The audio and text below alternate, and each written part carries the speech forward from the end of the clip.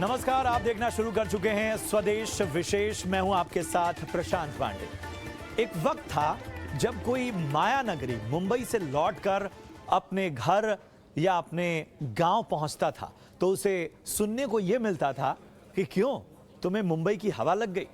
मुंबई की हवा है ही खास और इस हवा के बारे में बातें अक्सर होती रहती है, मगर अभी मुंबई की हवा की चर्चा फिर जोरों पर है, लेकिन वजह इस बार थोड़ी बदली हुई है। पिछले कुछ दिनों से देश की आर्थिक राजधानी की आबोहवा जहरीली हो चली है। प्रदूषण का गंभीर अटैक जो कभी दिल्ली को परेशान करता रहा है, पोल्यूशन का कि वो बयार अब मुंबई का भी दम फुला रही है। प्रदूषण का खतरा मुंबईकरों की सांसों में घुलता हुआ जा रहा है और सवाल पैदा कर रहा है कि मुंबई में हाल फिलहाल ऐसा क्या हो गया जिसने समंदर के किनारे बसी माया नगरी की हवा को प्रदूषित कर दिया। AQI लेवल पिछले कुछ दिनों से 300 के पार जा चुका है। मुंबई की वायु गुणवत्ता बेहद खराब श्रेणी में दर्ज की गई है। दक्षिण मुंबई के मझगांव की हवा सबसे ज्यादा प्रदूषित पाई गई। यही नहीं, यह हाल अभी सुधरने वाले नहीं है। कुछ दिनों तक ऐसे ही प्रदूषण का वार मुंबईकरों पर पड़ेगा। कभी अपनी साफ हवा और एक जैसे मौसम के लिए पहचानी जाने वाली मुंबई आखिर कैसे इस हाल पर पहुंची? क्या है पोल्यूशन का परमानेंट सोल्यूशन और पोल्यूशन से खुद को और अपने नौनिहालों को कैसे बचाएं? इन सब पहलुओं पर आज के शो में हम करेंगे खास चर्चा। हमारे साथ मेहमानों का एक विशेष पैनल होगा, मगर पहले ये रिपोर्ट देखिए।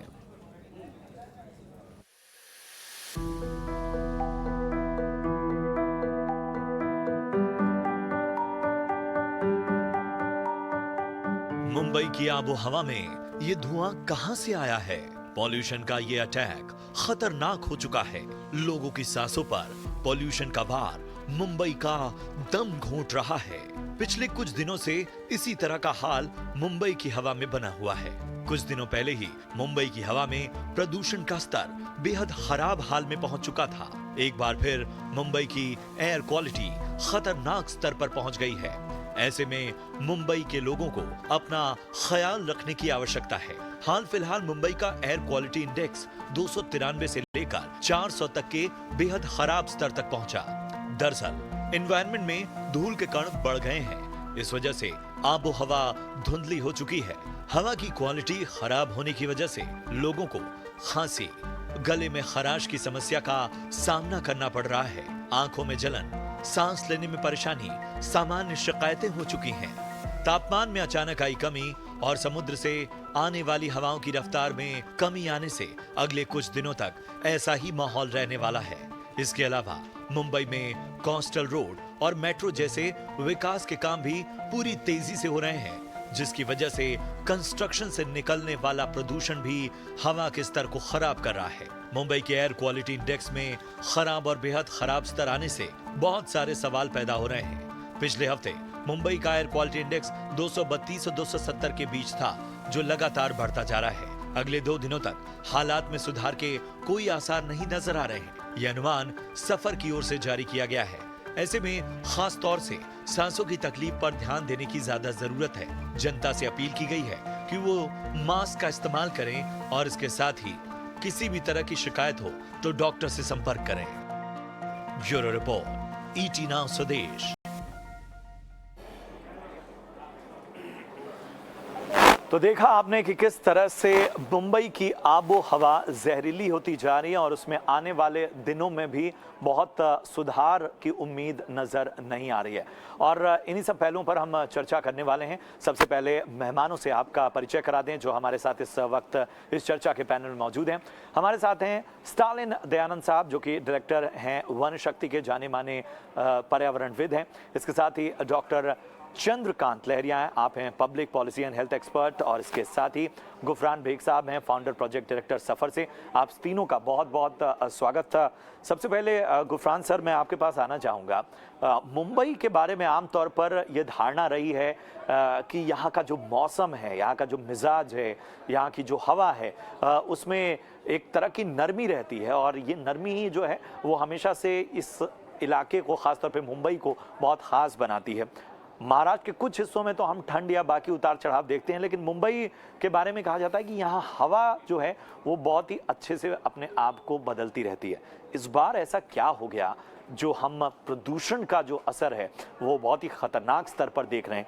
आपकी पूरी रिपोर्ट जो है वो किन गंभीर संकेतों की ओर इशारा कर रही है? देखिए, मुंबई जो है एक ब्लेस्ड है, तीन तरफ से समुद्र से घिरा हुआ है, तो उसकी वजह से क्या होता है कि वहां पे विंड रिवर्सल का जो फिनोमिना है वो काफी फ्रिक्वेंटली होता रहता है। उसमें क्या होता है कि इमिशंस हम लोग जो है बायोफ्यूल इमिशंस हो, ट्रांसपोर्ट हो, किसी से भी हो, प्रदूषण हम करते रहते हैं अपने लैंड पे। लेकिन एक बार जो ब्रीज क्लीनर विंड्स अगर आ गई समुद्री तरफ से तो सबको स्वीप करके चली जाती है और एकदम से क्लीनर एयर हो जाती है। एक हफ्ते के बाद में फिर रिपीट होती है, तो ये दौर जो है चलता रहता है। लेकिन इस बार पिछले 5 या 6 साल में पहली बार जब से सफर इनफैक्ट एस्टेब्लिश हुआ है, जब से देखा गया कि ये अक्टूबर नवंबर का जो समय है, इस बार स्टेग्नेशन विंड यानी कि हवा में हवा ठहरी हुई हवाएं हैं, यानी कि बहुत स्पीड कम होना पाया गया कंटिन्यूअसली। 1 या 2 दिन 3 दिन तो हम टेम्परेरी फिनोमिना के हिसाब से कर सकते हैं, वो कोई भी रीजन हो सकता है, रैंडम रीजन, लेकिन कंसिस्टेंटली अक्टूबर में भी और नवंबर में भी ये स्टेग। तो हम लोगों ने एज ए वैज्ञानिक लोगों ने ये देखा कि भाई ये ओवरनाइट किसी का प्रदूषण बढ़ जाए या कुछ इमिशन के सोर्स बढ़ जाए, वो तो नहीं हो सकता है। तो इमिशन के सोर्स तो हैं लेकिन वो स्वीप नहीं हो रही है। दूसरा एक और जो फिनोमिना नया नजर आया वो ये आया है कि जो समुद्र की तरफ से हवाएं क्लीनर विंड्स होती थी, हर तीसरे चौथे दिन उधर समुद्र की तरफ से बह के जो शहर की तरफ आती थी और उसको स्वीप करके ले जाती, उनकी फ्रीक्वेंसी भी कम हो गई। तो दो चीजें हुई। पहली चीज है स्टेग्नेशन, यानी कि विंड की स्पीड के अंदर बहुत पैराडाइम सिग्निफिकेंट रिडक्शन हुआ। और दूसरी चीज ये हुई कि जो क्लीनर विंड्स वहां से आती हैं समुद्र से, उनकी फ्रीक्वेंसी कम हो गई। और हमने जब वैज्ञानिक विश्लेषण किया उसका, और वो पाया गया कि ये एक ला नीना करके एक फिनोमिना होता है। वो क्या होता है कि मेडिटेरेनियन जो सी होती है ना उसको वार्म करता है, और उसकी वजह से वो क्या होता है, थर्ड कंसिक्यूटिव ईयर है इंडिया के अंदर, which is also very unusual. वो क्या करता है कि वो पूरे ग्लोबल वेदर को जो है ना वो डिस्टर्ब करता है, और स्पेसिफिकली विंड पैटर्न को डिस्टर्ब करता है। और हमने ये पाया कि उसी लाल नन्ना के चलते हुए इस समय जो वेस्टर्न पार्ट ऑफ इंडिया है, जिसमें कि स्पेसिफिकली कोस्टल रीजन से यानी कि मुंबई, वहां पर इन जनरल विंड की स्पीड इस पर्टिकुलर फिनोमेना की वजह से कम हो गई, यानी कि स्टेग्नेशन। और एक बार विंड की स्पीड कम होती है तो जो भी चीजें हम इमिशन की पॉल्यूशन रिलीज करते हैं वो वहां पे स्टेग्नेट मतलब अरेस्ट हो जाता है, डिस्पर्शन कम हो जाता है। और इसी दौरान अगर आपने कोई एडिशनल एमिशन किया तो वो कैटास्ट्रॉफी और ज्यादा बढ़ जाती है। और वो हमने पाया फिर हमारे जो भी हमने सर्वे किया कि जो मेट्रो रेल का काम चल रहा है या सी कॉरिडोर का, कोस्टल कॉरिडोर का जो काम चल रहा है, उससे निकलने वाली डस्ट की मात्रा भी बहुत ज्यादा है। और नॉर्मल अगर समय होता, ये अगर लाल नीना का समय नहीं होता, तो विंड जो है इतनी तेजी के साथ बहती है कि उसको क्लीन करके निकल जाती है और अपने को हम उसका रियलाइजेशन भी शायद नहीं कर पाते।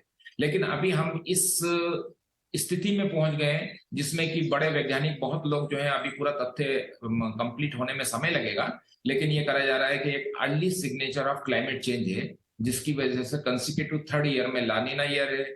उसने इस साल जो है इतना गंभीर उसका परिणाम हुआ है कि उसने विंड्स को कमजोर कर दिया है और स्टेग्नेशन कंडीशन कर दिया। तो हमारा जो लोकल प्रदूषण जो एडिशनल हमने डस्ट निकल रिलीज करा वो स्टेग्नेंट हो गई। और स्टेग्नेंट होने से एकदम एयर क्वालिटी नवंबर में स्पेसिफिकली पुअर और वेरी पुअर के बीच में रही, जो कि सेटिस्फैक्टरी और मॉडरेट में रहती है। तो हमारा जो ग्रीन और येलो कलर है वो ऑरेंज एंड रेड कलर में बदल गया। ये हमारी एक वैज्ञानिक पहली जो विश्लेषण है साइंटिफिकली वो है, और इस पे और भी अभी वैज्ञानिक शोध चल रहा है। और ये एक नया सिग्नल है जो कि हमको नेचर दे रही है क्लाइमेट चेंज की वजह से। बिल्कुल, बहुत अहम धन्यवाद। बात आपने कही कि बहुत एक वक्त था जब हम ये जो क्लाइमेट चेंज और वातावरण में जो बदलाव हैं उसे सामान्य आदमी उन बदलावों को नहीं पकड़ पाता था। लेकिन आज हम अगर मुंबई में पोल्यूशन की बात करें और जो बढ़ता हुआ तापमान है, उन सब का एहसास जो है वो आम व्यक्ति को भी हो रहा है, और ये वाकई गंभीर है। स्टालिन साहब, मैं आपके पास आना चाहूँगा। जिस तरह से अभी की स्थितियां हैं, और क्या वाकई ये जो प्रदूषण का स्तर अगर हम ख़ास तौर पे मुंबई को देखें, जहाँ के बारे में ये शुरू से रहा कि यहाँ पर कम से कम प्रदूषण जो है वो उतना ज़्यादा ख़तरनाक कभी नहीं रहा। कुछ ख़ास मौक़ों को छोड़ दें, फेस्टिवल, शादियों, इन सब को, सीज़न को छोड़ दें, लेकिन क्या कंस्ट्रक्शन ही वो फैक्टर ही है? वाकई हमें अब मानना पड़ेगा कि क्लाइमेट चेंज को लेकर, और ख़ास तौर पे ये बार बार चेतावनी भी दी जाती है कि जो समुद्र के किनारे बसे शहर हैं वहाँ पर इनका जो इफ़ेक्ट है, अर्ली साइंस हैं, वो नज़र आने लगेंगे। जो आपने कहा क्लाइमेट चेंज, जी क्लाइमेट चेंज बिल्कुल सही है, हो रहा है, इस बात में तो कोई दो राय नहीं है। लेकिन सवाल ये है कि क्या क्लाइमेट चेंज का मुकाबला करने में हम सक्षम हैं? बिल्कुल नहीं है। हम वही काम कर रहे हैं, यानी बारिश के मौसम में छतरी में छेद करने वाले काम कर रहे हैं। आप अगर कंस्ट्रक्शन की बात करें तो कितना कंस्ट्रक्शन चल रहा है, सारे शहर के रास्तों को बेवजह, जहाँ ट्रैफिक नहीं भी है उन रास्तों को भी खोद करके निकाल के फिर उस पे कंक्रीट का काम कर रहा है। और ये जितना साइट्स है कंस्ट्रक्शन का, आप देखिए 7 लाख घर अभी तक बिके नहीं है बम्बई में और मुंबई में, और फिर भी कंस्ट्रक्शन का काम चालू है। चलो कंस्ट्रक्शन हम रोक नहीं सकते, लेकिन आपको मालूम होना चाहिए कि जो कंस्ट्रक्शन का एक्टिविटी है, जो कार्य है, उसमें पानी का छिड़काव करना अनिवार्य है और कानून कहता भी है कि इसमें पानी का छिड़काव होना चाहिए, लेकिन आप कोई भी साइट पे जाके देखिए पानी का छिड़काव नहीं होता है। दूसरा वजह है कि ये जो डंपिंग ग्राउंड्स है, हमारे जो डंपिंग ग्राउंड है वो कम से कम 120 हेक्टेयर पे फैला हुआ डंपिंग ग्राउंड है, ओपन ग्राउंड है, जिससे मीथेन कंटिन्यू निकल रहा है और वायु में जहर भरने का काम कर रहा है। उसके साथ में माहौल एरिया में अगर जाएंगे तो रिफाइनरीज है, और रिफाइनरीज की वजह से जो आने वाला पोल्यूशन है वो तो है, और साथ ही साथ अगर आप देखें तो गाड़ियों की संख्या जितनी बढ़ रही है, जिसकी वजह से जो धूल एटमॉस्फेयर में है, वातावरण में है, उसी को घुमा घुमा करके सर्कुलेट करके हमारे फेफड़ों में भरा जा रहा है। अब इसमें करना किसको काम है? ये काम करना है महाराष्ट्र पोल्यूशन कंट्रोल बोर्ड। लेकिन बड़े दुख के साथ कहना पड़ता है, ये ऐसा शहर है जिसका ना पंजे है ना दांत है। ये सिर्फ गुर्राता है और कुछ करता कुछ नहीं है। अगर महाराष्ट्र पोल्यूशन कंट्रोल बोर्ड अगर सारे साइट्स पे छापे मार करके हर एक साइट पे पानी का छिड़काव शुरू करा दे तो 50% से तो जो पोल्यूशन है वो नीचे आ जाएगा।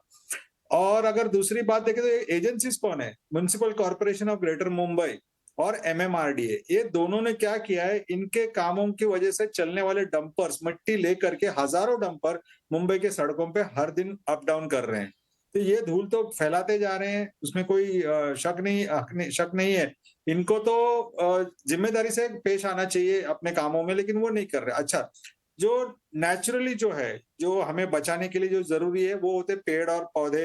अगर आप पेड़ों की जो देखेंगे, जो निचली हिस्से में जो जितनी डालियां हैं सब काट दी गई है, तो पत्ते भी नहीं है धूल सौंकने के, खींचने के लिए। तो अब क्या हो रहा है कि पूरा का पूरा डस्ट जो है वो हमारे फेफड़ों में, इंसानों के फेफड़ों में जा करके उनको बीमार करके उनको बड़े बड़े बीमारियों के और धकेल रहा है। और किसी को भी इस क्षेत्र में काम करने का कोई इच्छा है ही नहीं। सिर्फ हम कंसर्न दिखाते हैं और बाद में भूल जाते हैं, और ये हाल जो है हर साल बर साल खराब से और खराब होता बिल्कुल। और जाएगा।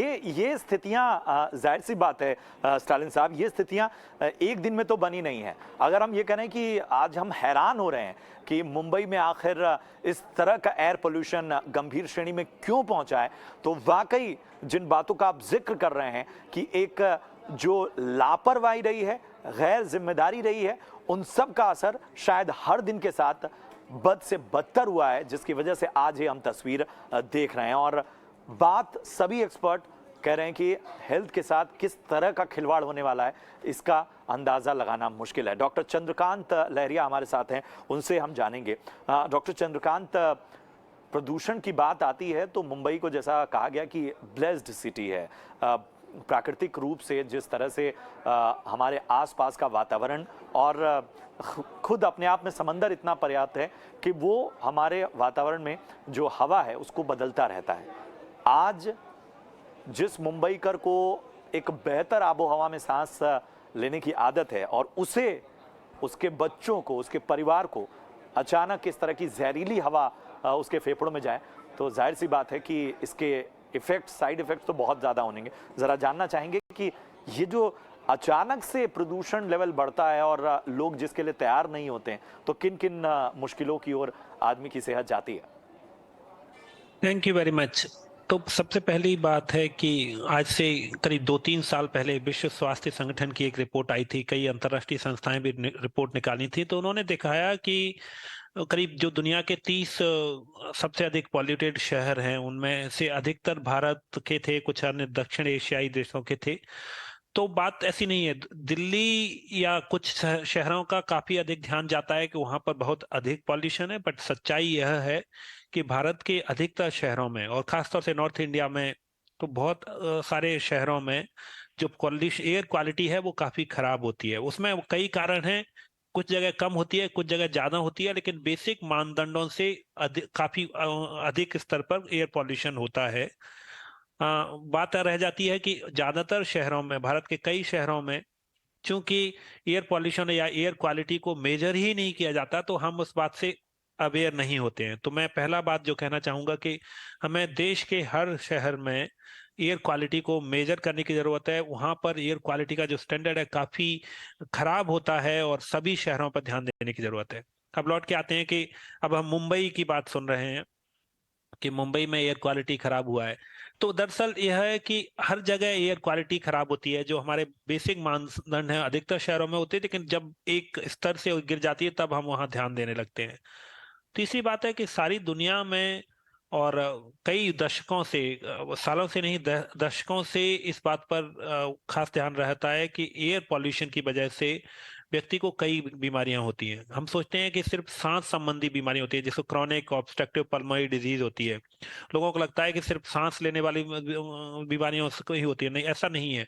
शरीर का हर अंग जो एयर पॉल्यूशन में डिपेंड करता है, क्या एयर पॉल्यूशन में कंपोनेंट है, लेकिन शरीर का हर अंग, फेफड़े, किडनी, हार्ट या दिल, लिवर, कोई भी अंग प्रभावित हो सकता है और सारे अंग प्रभावित होते हैं, तो व्यक्ति पर काफी गंभीर असर पड़ता है। लेकिन सबसे अधिक असर पड़ता है उन लोगों पर जिनकी इम्यूनिटी या तो वीक होती है या जिनको सांस संबंधी बीमारी होती है। सांस संबंधी बीमारी का मुख्य रूप से हमारा ध्यान इसलिए भी जाता है कि अगर आज एयर पॉल्यूशन हुआ तो कल से लोगों को खांसी या जुकाम की दिक्कत आने लगेगी। लेकिन दिल या किडनी संबंधित बीमारियां होती हैं, वो लंबे समय में उभर कर आती हैं, जब तक व्यक्ति को पता चलता है तब तक बहुत देर हो चुकी होती है। सारी दुनिया में इसके आंकड़े भी हैं कि कितना अधिक कंट्रीब्यूशन जो एयर पॉल्यूशन की वजह से होता है। आज से 20 साल पहले हम सिर्फ ध्यान देते हैं कि टोबैको रिलेटेड स्मोकिंग, लेकिन वास्तविकता है कि टोबैको अपने आप में एक चैलेंज है, टोबैको स्मोकिंग और उसका, लेकिन उसके अलावा एयर पॉल्यूशन अपने आप में एक बहुत बड़ा चैलेंज है। एक जो टोटल बीमारियां होती हैं, बीमारियों में हम बात करते हैं, अगर स्वास्थ्य क्षेत्र में बात करें तो प्रिवेंटेबल मोर्टेलिटी, हर बीमारी या हर मृत्यु का उतना महत्व नहीं होता है, क्योंकि कोई व्यक्ति 70 साल के बाद व्यक्ति की मृत्यु एक सर्टेन एज पर निश्चित है। लेकिन प्रिवेंटेबल मोर्टेलिटी में एयर पॉल्यूशन का एक बहुत मेजर शेयर होता है, अर्थात ऐसी बीमारियां जिनसे बचा जा सकता है उनमें एयर पॉल्यूशन बहुत गंभीर चुनौती है। और यह चुनौती भारत जैसे देशों में और निम्न मध्यम आय के देशों में अधिक है। और जब अब अंत में मैं कहूंगा कि अब जब जो शहर जैसे कि मुंबई, जिनको हम मानकर चलते थे कि इनकी अच्छी हवा, अच्छी साफ है, अच्छी है, क्योंकि समुद्र के एक मौका देता है हवा को डाइल्यूट होने का, अगर उन शहरों में यह परिस्थिति आ रही है तो हमें जाग जाना चाहिए और हमें सभी लेवल पर केंद्र सरकार और राज्य सरकारों को और व्यक्तिगत लेवल पर और समाज के हर तबके को मिलकर इस पर कदम उठाना होगा। अभी जो चुनौती है, अगर हम मुंबई जैसी सिटी में पॉल्यूशन हो रहा है तब नहीं जागते हैं तो आखिर कब जागेंगे? और हेल्थ वाला संबंध हम सरकारों को जिम्मेदारी लेनी होगी। जो लोग इसके परेशानी उठाते हैं वो अस्पताल में जाके इलाज एक और कराएंगे। पहलू है और डेटा भी हम लगातार उसको दिखा रहे हैं, उस पर भी मैं आपसे राय लूंगा। बच्चों को बहुत ज्यादा इसका खतरा है और जानलेवा बनता जा रहा है प्रदूषण उनके लिए, और उसका डेटा वाकई चिंताजनक है।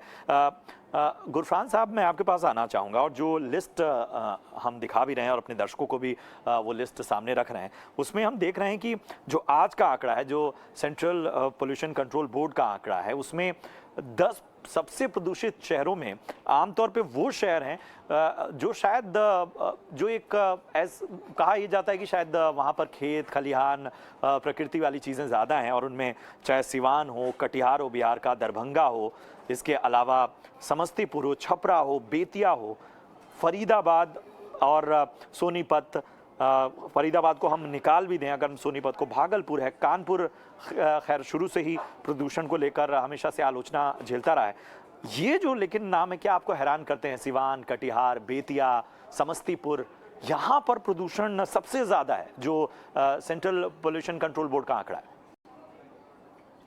देखिए, ये चीज इस टाइप की है कि ये जो नेचुरल फिनोमिना है, ये किसी को लोकल जो वो चीजें होती है ना, जैसे कि मतलब नेचर की वजह से जो हमको फायदा हो जाता है कि भाई हमारी लोकेशन समुद्र के किनारे है तो क्लीन हो जाएगा, या दूसरी जगह ऐसा है कि हाई एल्टीट्यूड के ऊपर है तो वहां से जो है जल्दी से पोल्यूशन जो है चला जाता है। ऐसा पूना नॉर्मली बहुत क्लीन हो जाता है, बेंगलोर क्लीन रहता है क्योंकि हाई एल्टीट्यूड पे रहता है। लेकिन जब इस तरकीब के नेचुरल फिनोमिना आते हैं जो कि इन जनरल किसी और कारणवश विंड को वो कर दे, मतलब स्लो कर देते हैं, तो यहां पर उभर के आता है कि हमने कितनी गलती करी है। इमिशंस बेंगलोर का या मुंबई का दिल्ली से बहुत ज्यादा कम नहीं है, लेकिन नेचर ने दिल्ली को कर्स किया हुआ है क्योंकि वो लैंडलॉक सिटी है और वहां पे वही प्रदूषण एकदम से बंद रहता है, निकलना मुश्किल हो जाता है, दिल्ली बहुत ज्यादा प्रदूषित नजर आती है।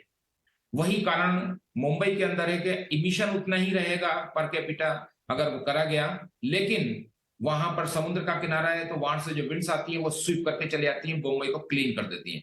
हम ये सोचते हैं कि हमने प्रदूषण या इमिशन, प्रदूषण से पहले इमिशन होता है जो कि डिफरेंट स्रोतों से होता है, जैसे कि ट्रांसपोर्ट है, डीजल जलना हुआ, इंडस्ट्रीज हुआ, बायोफ्यूल इमिशंस हुआ जिसके अंदर के हमने वुड और cow dung and kerosene, so many things हम लोग उसको अंदर बर्न करते हैं, या फिर कोल जो इंडस्ट्रीज होती है, कोल का बर्न हुआ, ये सारी चीजें, बहुत सारे सोर्सेज हैं, 27 डिफरेंट सोर्सेज हैं। हम लोग तो मोटे मोटे तौर से 2-3 ही जानते हैं कि इंडस्ट्री हो गई या ट्रांसपोर्ट सेक्टर हो गया या बायोफ्यूल इमिशन हो गया या फिर पावर सेक्टर हो गया, लेकिन इसके अलावा भी बहुत सारे सोर्सेज होते हैं।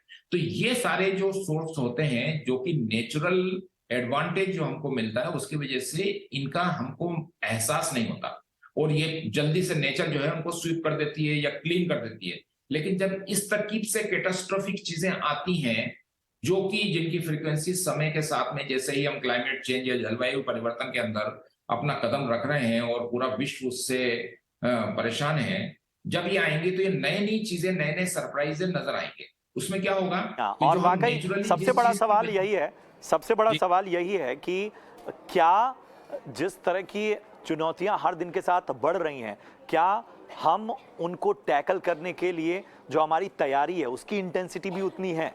अगर उतनी इंटेंसिटी नहीं है फिर भी गंभीरता है। और यही सवाल मैं दयानंद जी आपके पास लेकर आना चाहता हूं। जिस तरह के खतरे को हम देख रहे हैं, प्रदूषण के स्तर को देख रहे हैं, वो वही है कि हम तत्काल जो तुरंत जो इलाज है वो ढूंढते हैं। हम जैसे ही प्रदूषण बढ़ा, ये कर लो, वो कर लो, ये उपाय, ठीक है। तो तत्काल जो उपाय हैं क्या वो वैसे हो गए हैं कि मर्ज बढ़ रहा है तब जब हम दवा करने के लिए पहले से तैयारी नहीं कर रहे हैं, बल्कि तुरंत बस उसके तात्कालिक उपायों की तरफ देख रहे हैं? नहीं, दवा कहाँ कर रहे हैं? आपका ये कहना है कि हम कुछ रिएक्शंस कर रहे हैं। कौन, गवर्नमेंट ने क्या रिएक्शन दिया, मैं आपसे पूछता हूँ। बिल्कुल नहीं। सिंपल चीज मैंने शुरुआत में कहा कि पानी का छिड़काव होना चाहिए सारे कंस्ट्रक्शन साइट्स पे, सारे रास्तों पे जहां पे काम चल रहा है, वो नहीं कर रहे हैं। और जब तक वो बेसिक चीज नहीं करेंगे तो प्रॉब्लम तो बना रहेगा और खराब होता रहेगा। अब आपने कहा कि दूसरा हम जो समस्या है, जो हवा कम चलती है या हवा का स्पीड कम हो गया है, जो कुछ हवा चल रही है वो भी पूरी तरह शहर के आर पार नहीं जा पा रहा, क्योंकि बिल्डिंगों का जो निर्माण है वो बिल्कुल हवा को रोकने वाला है, हवा पास करने नहीं देता है। और जो हवा है वो सब जगह ट्रैप्ड होके एयर पॉकेट्स बन गए पूरे शहर में। तो इस वजह से ना धूल बाहर जा पा रहा है, ना धुआं जा पा रहा है बाहर। जहां पे भी पोल्यूशन है वो कॉन्सेंट्रेट हो गया है। अगर आप देखें तो अलग अलग पॉकेट्स में आपको अलग अलग लेवल्स मिल रहे हैं। उसका रीजन यही है कि हवा जाने के लिए जगह नहीं रहा, और हमने विंड पैसेज का वो कंसेप्ट हमने लिया ही नहीं है। तो बेसिक चीज अगर बोले तो आज का आज करने के लिए ये कंपलसरी होना चाहिए, सारे कंस्ट्रक्शन साइट्स पे पानी का जो छिड़काव है वो कंपलसरी होना चाहिए। धूल हवा में हमें और बढ़ने से रोकना है। ये जो कंटिन्यूअसली कर रहे हैं काम, और एक साथ एक ही एरिया में शहर भर के रास्तों को खोदना, ये कौन सी मानसिकता है और इसके पीछे कौन प्लानर है, ये भी समझ में नहीं आ रहा हमें तो। बिल्कुल लेकिन बिल्कुल, बड़ा सवाल है, बड़ा सवाल। समय कम है दयानंद जी, और मैं आखिरी जो रिएक्शन है वो डॉक्टर चंद्रकांत से लेना चाहता हूं। हम बच्चों का जिक्र कर रहे थे और डेटा हम लगातार दिखा रहे हैं कि भारत और पूरे एशिया में जिस तरह से प्रदूषण की वजह से बच्चों की मौत के आंकड़े, जो डेटा बहुत ऑथेंटिक है, वो कह रहा है कि ये वाकई बहुत ज़्यादा चिंताजनक है। क्या कहेंगे, बच्चे किस तरह से शिकार हो रहे हैं और क्या हमें करना होगा? प्रदूषण सभी आयु वर्ग को लगभग समान रूप से प्रभावित करता है, लेकिन हम जानते हैं कि जो बच्चे होते हैं उनका इम्यून सिस्टम कभी-कभी कमजोर होता है, खासतौर से प्री एग्जिस्टिंग जिनको इलनेसेज होती हैं, और उनके सामने एक लंबी जिंदगी पड़ी हुई है। तो हमें याद रखना होगा कि जो एयर पॉल्यूशन और इस तरह के किसी भी पॉल्यूशन से जो नुकसान होते हैं, खासतौर से लंग्स वगैरह में, एक बार जो लंग्स की कैपेसिटी रिड्यूस हो जाती है तो लाइफ लॉन्ग वो कम बनी रहती है। वह हमारे जो लंग्स उस तरह से नहीं है कि लिवर अगर में कुछ थोड़ा बहुत नुकसान होता है तो बाद में रिकवर हो जाता है। लंग्स में या स्मोकिंग से जो नुकसान होते हैं वो लंग्स के वो हिस्से उनकी फंक्शनिंग कैपेसिटी रिड्यूस हो जाती है। अब जब बच्चे हैं तो उनको अगर अर्ली एक्सपोजर पर उनके भविष्य में इस तरह की बहुत सारी चुनौतियां आएंगी। जो एडल्ट है उसको कम चुनौतियां आएंगी, लेकिन एडल्ट की इम्यूनिटी कमजोर होती है, तो सभी आयु वर्ग को प्रभावित करता है। लेकिन बच्चों के साथ एक बात और भी है कि बच्चों की कोई गलती नहीं है। एक एडल्ट की रिस्पॉन्सिबिलिटी के बच्चों उनको साफ सुथरी हवा दें, लेकिन बच्चे उसका शिकार बनते हैं जो उनके ऊपर एक बेवजह एक ज्यादती है उनके एक लिए। तो एक्सपोजर हमें उनका उनकी ज्यादा स्वास्थ्य है, को प्रोटेक्ट वो करना चाहे है और स्कूल जा इंश्योर रहे करना हैं, है कि चाहे उनको पार्क में खेलने जा रहे हैं, या वो कहीं भी, उनका एक्सपोजर भी ज्यादा है। और हमने दिल्ली के बारे में एक बहुत बड़ा उदाहरण देखा कि बहुत सारे जो डॉक्टर्स थे उन्होंने जब प्रदूषण खतरनाक स्तर पर था तो बच्चों को बाहर खेलने से या बाहर एक्सपोजर से मना किया। और वाकई क्या हम ऐसी दुनिया बना रहे हैं जहां पर इस तरह की स्थितियां हों कि बच्चे, छोटे छोटे बच्चे मास्क पहन के स्कूल जाएं और उन्हें खेलने ना बाहर जाने दिया जाए। और जिन शहरों ने आदर्श स्थापित किया था वो भी इस तरह से प्रदूषण की चपेट में आ जाए। समय का मैं माफ़ी चाहूँगा तमाम खास मेहमानों से, लेकिन बहुत ही शानदार चर्चा रही। दयानंद जी, इसके साथ ही डॉक्टर चंद्रकांत और गुफरान बेग साहब, आप सभी का बहुत बहुत शुक्रिया इस अहम विश्लेषण के लिए। उम्मीद है ये खास चर्चा आपको पसंद आई हो। फिलहाल पूरी टीम को दीजिए इजाज़त। आप देखते रहिए ET Now स्वदेश। नमस्कार।